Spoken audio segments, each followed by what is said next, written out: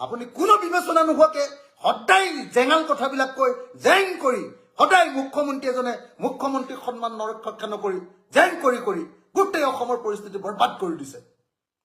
এটা ভাল কাম নাই আপোনাৰ জীৱনত। এনেই হুলস্থুল কৰি থাকে বোলে মই বিৰাট উন্নয়ন কৰিছো। কিহৰ আপুনি ঘেণ্টা উন্নয়ন কৰিছে? কি উন্নয়ন কৰিছে আপুনি কওক? কি উন্নয়ন কৰিছে আপুনি? অভাৰব্ৰিজ কেইখনমান বনাইছে আৰু মথাউৰি কেইটামান বনাইছে, আৰু তাতকে কি হৈছে আপুনি কওকচোন? আপোনাৰ দিনত কি হৈছে কওক? জনগণৰ উন্নতি প্ৰত্যেক দিনাই আপুনি সংবিধান হাতত তুলি লয়, আইন নিজৰ হাতত তুলি লয়, ভুৱা এনকাউণ্টাৰ কৰে, ধৰ্মৰ ভিত্তিত কাজিয়া লগাব খোজে, ধৰ্মৰ ভিত্তিত সদায় মানুহৰ মাজত উত্তেজনা বিয়পাই দিয়ে, সাম্প্ৰদায়িক কথা-বাৰ্তা 24 ঘণ্টা, কাকো শান্তিত থাকিব নিদিয়ে আপুনি।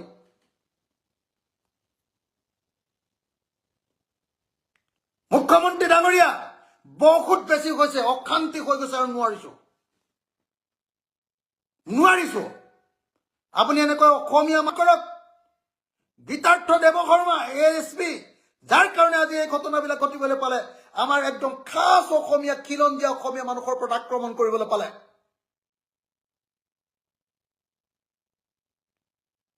মেধি কলিতা মানুহ, বড়ো মানুহ, এইবিলাক মানুহৰ ওপৰত আপোনালোকে আক্ৰমণ কৰিবলৈ পালে। বৰ খিলঞ্জীয়া কৈ থাকে। আজি চব খিলঞ্জীয়া কেলে কোবালে আপুনি? ধেমালি পাইছে আপুনি?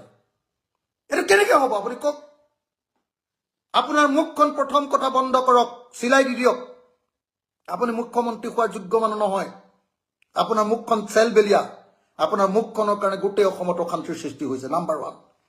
নাম্বাৰ 2, আপুনি গৃহ বিভাগ চলোৱাত ব্যৰ্থ হৈছে। আপোনাৰ মনটো যিহেতু বেয়া, সাম্প্ৰদায়িক, 2 নম্বৰী আৰু প্ৰতিশোধ পৰায়ণ, সেইকাৰণে আপোনাৰ গৃহ বিভাগে কোনো ভাল কাম কৰিব নোৱাৰে। লাষ্টত গৈ এনেকুৱা অদৰকাৰী কাম এটা কৰি জনতাৰ ওপৰত আক্ৰমণ কৰি দিয়ে। গীতাৰ্থ দেৱশৰ্মাক লগে লগে আপুনি ছাছপেণ্ড কৰক, লগে কেছ দিয়ক।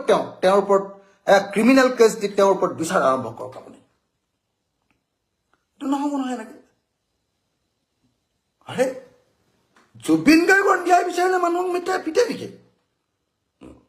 ঠিকেইতো, মানুহেতো ঠিকেই মানে আপোনাৰ এই কি কয় শ্যামকানু মহন্ত, যাক অভিযুক্ত বুলি ভাবিছে, যাক দোষী বুলি ভাবিছে মানুহে, যাই আকৌ এইটো কি সিদ্ধাৰ্থ শৰ্মা, যাক দোষী বুলি ভাবিছে, তেওঁলোকৰ অঞ্চললৈ গৈছে, প্ৰতিবাদ কৰিবই। প্ৰতিবাদ কৰিলে কেনেকৈ প্ৰতিবাদকাৰীক কেনেকৈ চম্ভালিব লাগে সেই কথাটো নজনাৰ কি বিভাগ এইটো? কি পুলিচ, কি গৃহ বিভাগ, কি মুখ্যমন্ত্ৰী? আপুনি মানুহক চম্ভালিব নাজানে? আপুনি আগতে বহুদিনৰ আগতে ঠিক কৰি থৈছে যে সেইখন জেললৈ নিব। সেইখন জেললৈ নিবৰ কাৰণে আপুনি আগতে কিয় প্ৰস্তুতি চলোৱা নাছিলে যে মানুহ ওলাব পাৰে, চাইডে চাইডে কি কি দিব লাগিব, তাৰ ব্যৱস্থা কিয় কৰি থোৱা নাছিলে আপুনি?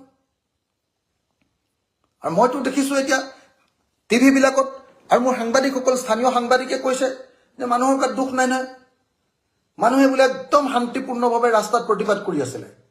এই মানুহটোৱে গৈ গীতাৰ্থ দেৱশৰ্মা বুলি পুলিচটোৱে গৈ বোলে পিটন দি দিলে। তাৰ কাৰণে মানুহবিলাক গোটেই হুলস্থুল হ'ল। তাৰপিছতে বোলে শিলগুটি মৰামৰি। এতিয়া আপুনি মানুহক ক'ব নৈৰাজ্যবাদী, আপুনি নৈৰাজ্যবাদী, আপোনাৰ চৰকাৰ নৈৰাজ্যবাদী, বিজেপি চৰকাৰ নৈৰাজ্যবাদী। মানুহৰ ওপৰত এনেকৈ অতি সোনকালে আক্ৰমণ কৰা আপোনাৰ চৰকাৰখন হ'ল আটাইতকৈ ডাঙৰ নৈৰাজ্যবাদী শক্তি অসমৰ। আটাইতকৈ ডাঙৰ যদি এনাৰ্কিষ্ট কোনোবা আছে আপুনি, বেলেগ কোনো নহয় অসমৰ। আটাইতকৈ 2 নম্বৰী ৰাজনীতি কৰা মানুহ আছে যদি আপুনি, বেলেগ কোনো নহয় অসমৰ। দুৰ্ভাগ্যজনক ঘটনা। মানুহক কেনেকৈ অত্যাচাৰ কৰে, মানুহক কেনেকৈ মাৰপিট কৰে। তাকো একেবাৰে খাটি অসমীয়া, খিলঞ্জীয়া অসমীয়া মানুহ, মেধি লিখা মানুহ, বড়ো, বসুমতাৰী লিখা মানুহ। কথাই প্ৰতি খালি তোমালোকৰ লাঠিডাল বন্দুক তোমাৰি, এইটো কেনেকুৱা কথা? জুবিন গাৰ্গ হাৰ্থ, গতিকে তেওঁৰ কাৰণে কোনোবাই প্ৰতিবাদ কৰিব, প্ৰতিবাদটো তোমালোকে ঠিকমতে মেনেজ কৰা। তেওঁলোকক ভালকে মানে কি কয়, এইটো কি কয়, ধুনীয়াকে তোমালোকে সেইটো হেৰি কৰা, মেনেজমেণ্টটো ঠিকমতে কৰা। মেনেজমেণ্টটো ঠিকমতে নকৰি মানুহৰ ওপৰত গুলিয়াই দিবা, মানুহক উত্তেজিত কৰিবা, মানুহক অপৰিচিতভাৱে নিজ জনতাৰ ওপৰত আক্ৰমণ কৰিবা, আৰু তাৰপিছত আকৌ জনতাৰ ওপৰতে বিভিন্ন কথা ক'বা, আৰু যেতিয়া তুমি ফেইল কৰিবা, তৃতীয় শক্তি, তৃতীয় শক্তি, তৃতীয় শক্তি। কোনটো তৃতীয় শক্তি তোমাৰ? ক'ত তোমাৰ তৃতীয় শক্তিটো আছে? সাধাৰণ জনতা তৃতীয় শক্তি নেকি? সাধাৰণ জনতা অসমৰ 1 নম্বৰ শক্তি। জনতাই প্ৰতিবাদ কৰিছিলে, জনতাৰ প্ৰতিবাদৰ ওপৰত গীতাৰ্থ শৰ্মাই মাৰপিট কৰিছে, আৰু চাগে গীতাৰ্থ শৰ্মাক মাৰপিট কৰিবলৈ তুমি দিছিলা, আপুনি দিছিলে, আৰু যদি আপুনি দিছিলে তেতিয়াহ'লে তৃতীয় শক্তিটো আপুনি। এই ঘটনাৰ কাৰণে জগৰীয়া আপুনি, আপুনি আৰু আপুনি। আজি বাস্কা জিলাৰ কাৰাগাৰৰ সন্মুখত হোৱা ঘটনাৰ কাৰণে জগৰীয়া হিমন্ত বিশ্ব শৰ্মা, হিমন্ত বিশ্ব শৰ্মা আৰু হিমন্ত বিশ্ব শৰ্মা, আন কোনো নহয়। মই অতি সোনকালে গীতাৰ্থ দেৱ শৰ্মাক ছাছপেণ্ড কৰিবৰ কাৰণে, তেওঁৰ ওপৰত ক্ৰিমিনেল গোচৰ তৰিবৰ কাৰণে, আৰু কিয় গৃহ বিভাগ ব্যৰ্থ হৈছে, ব্যৰ্থতাৰ কাৰণে যাৰ যাৰ ওপৰত শাস্তি দিব লাগে, আৰু অসমৰ গৃহমন্ত্ৰী তথা অসমৰ মুখ্যমন্ত্ৰী হিমন্ত বিশ্ব শৰ্মাৰ পদত্যাগৰ কাৰণে দাবী উত্থাপন কৰিছো। এজন অসমীয়া হিচাপে দাবী উত্থাপন কৰিছো, এজন মানুহ হিচাপে দাবী উত্থাপন কৰিছো।